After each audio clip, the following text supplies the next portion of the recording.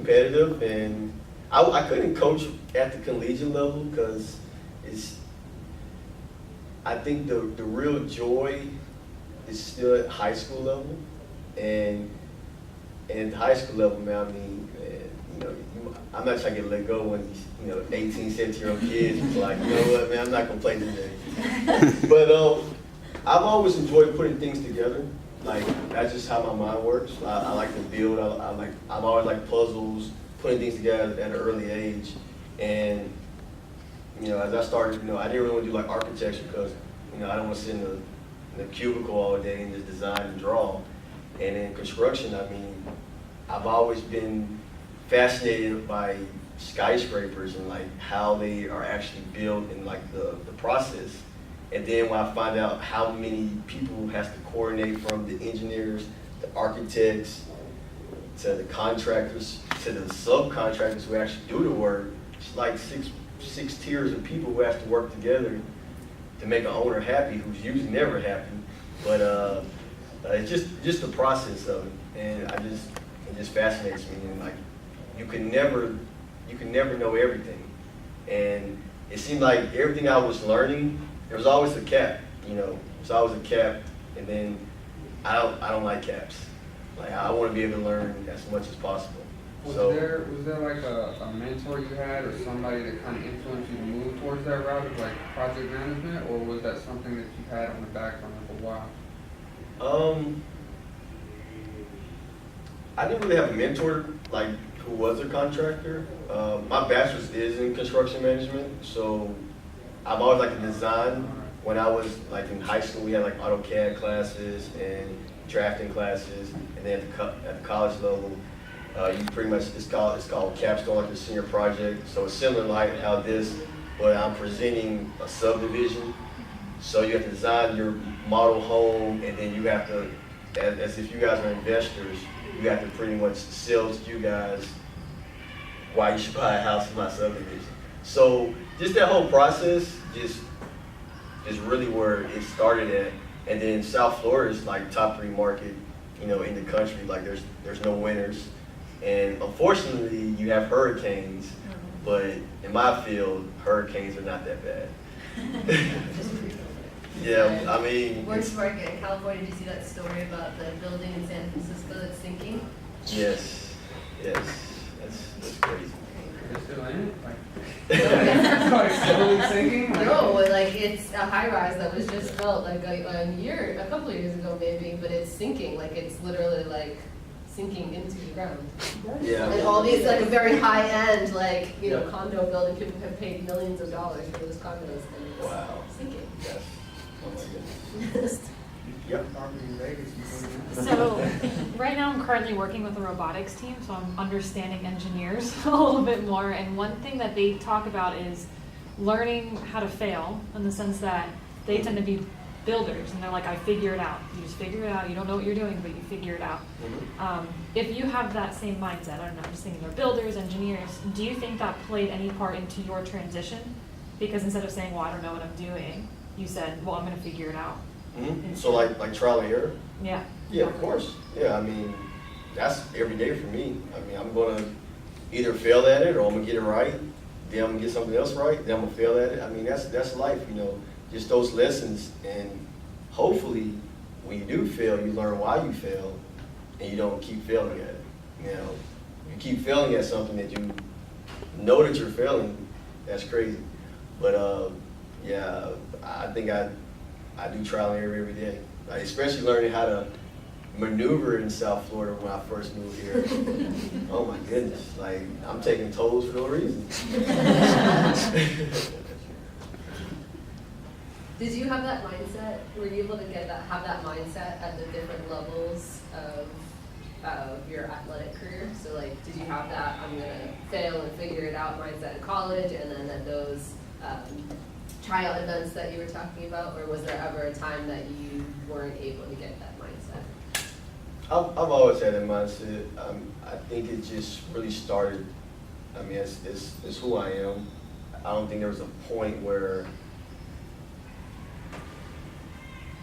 I don't think there was a point in my life where it just clicked and started. Like at a young age, I've always always wanted to keep pushing forward. I mean, I started playing sports when I was 6 or 7, started running track. I actually trained, like I used to wear ankle weights to school. So, like, I was always preparing myself.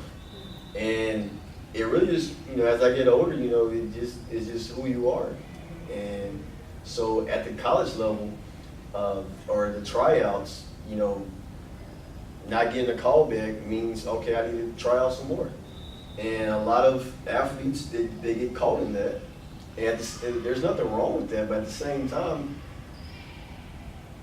when I started to understand there's more ways to, make a living than with your body, there's the mental aspect of it. And the older you get, your brain actually sharpens because you're learning from those experiences compared to your body that eventually is going to fail you. And when you start to learn that, things start to click, or it did for me. To go back of Dr. C's question, do you think that, like when you were playing in college, that either you or some of your teammates would have been like more trusting of a sports psychologist if you saw they had a relationship with like your coach, or do you think it may have been better if they had a relationship with maybe like the academic advisor? Like, what do you think you would be more willing to go to? I say at least the coach, because you're interacting with the coach on a day-to-day basis. You know him, he recruited you, you trust him, and when it goes to building relationships, you got to have a connection somewhere. So if the coach, hey, this is such, talk to them if you have any issues, any problems, and then usually they do it like with like the counselors. I know with in the enhancement program, they always bring them around because most of the athletes probably don't have the best grades, but yes, I think the coach is the best connection to go with, and because just going to the players like that, you kind of kind of paranoid. You don't know like if somebody's kind of after you, not after you, but like it just. You just don't know, like, what's their angle? Are they trying to leverage me? What do they want out of me? And at the bigger programs, it's even crazier because, they feel like they're going to get extorted. They're already feel like they're getting ripped off because they're not getting paid for what they're doing.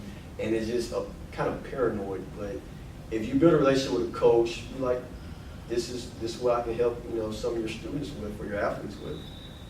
I think that's a great, a route to take. What about the athletic trainers? Some people The trainers? argue that our best in sometimes is the athletic trainers. I can see that, yeah. I mean, I had a good relationship with our head trainers. You go in there to get ready for practice, you stretch you, tape you, and you really interact with them more because they always, when you're in an ice tub or in an ice bath, they're like, hey, such and such, and you just casual conversation. So the trainers are as well.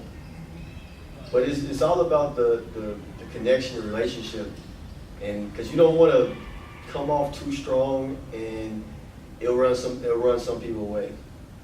Now me, when I was an athlete, they were never around. So I mean, it's hard for me to really speak on my experience because, unless you got a concussion, it was really unheard of.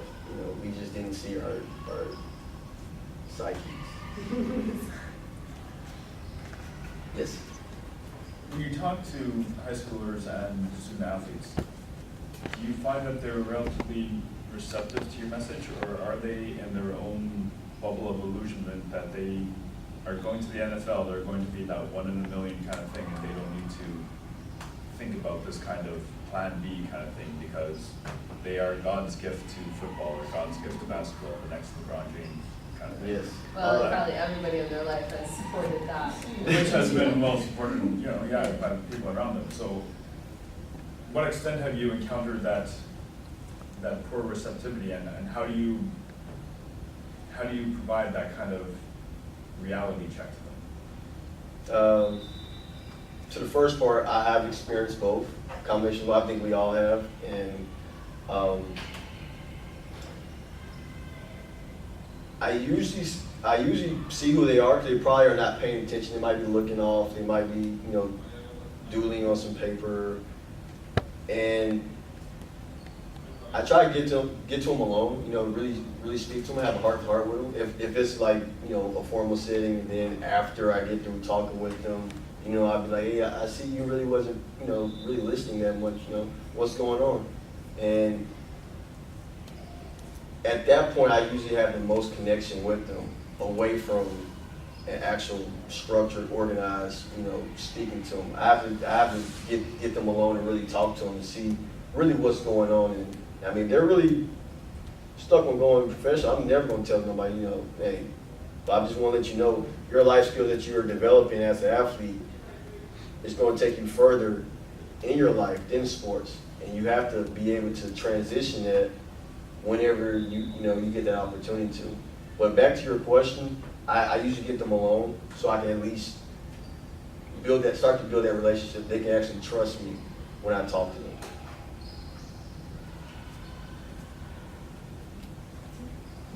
I don't know if people move on to other I questions. just want to speak to the point of building rapport and showing FaceTime and stuff like that, because you guys all wonder like Very well why we supported make you this go to effort. practice and just stand there and smile on the sideline and don't talk to anybody for weeks before you actually do it.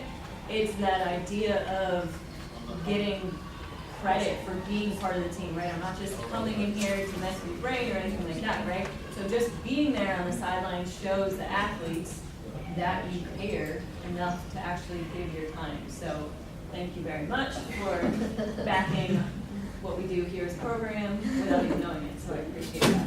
No, I did a little research.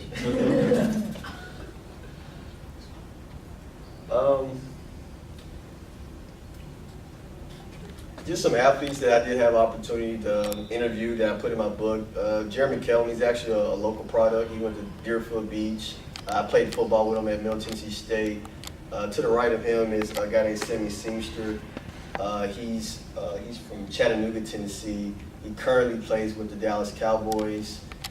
In the middle is one of my good friends, a guy named Cody Sensabaugh. Like, I've known him since my freshman year of high school when I moved to East Tennessee. He currently plays with the Pittsburgh Steelers. I think you guys know, or you might know, Vince Carter. I had an opportunity to interview him. He plays with the Kings now. Yeah, I don't think he re-signed with the Memphis Grizzlies. Yeah, he plays with the Kings, yeah. But Vince Carter is one of the oldest people, actually in the NBA, so he knows quite a few knowledge, about life after sports. Mike Conley, his teammate, when he was with Memphis, I had an opportunity to interview both of them. They're also included in the book. That's myself. Leslie Sikra, she's a professional volleyball player. She plays in Korea. She went to the University of Tennessee. I knew her, while we were in undergrad. Angel Cassandra, right here. She was my student enhancement teacher at Middle Tennessee State. Gave me a lot of help while I was a student athlete, and was, a great friend. She was probably the biggest thing as a counselor or somebody who I could really, go to while I was in college. Next is Sandy. She was on the 30 for 30 show on ESPN called Broke. She gave a lot of feedback on how athletes, spend all their money as professionals and go broke after that. So she had a good insight on that. She's assistant professor, I think, at the University of Penn now. So she's up there. One of my other former coaches, Teddy Gaines, he played at the University of Tennessee. He also had a brief stint with the Chicago Bears and the New York Giants. And then last is France Mekamura. We went to undergrad together at Middle Tennessee. She's a professional track star. She's an Olympian. I'm not sure if she was at Rio, but she's a professional track star. So I had a lot of good input to validate what I'm saying, and it's all included. So that's pretty much all I have, unless anybody got any more questions. if, you know, I have a sign-in sheet, I like to, you know, stay in contact and, also some references.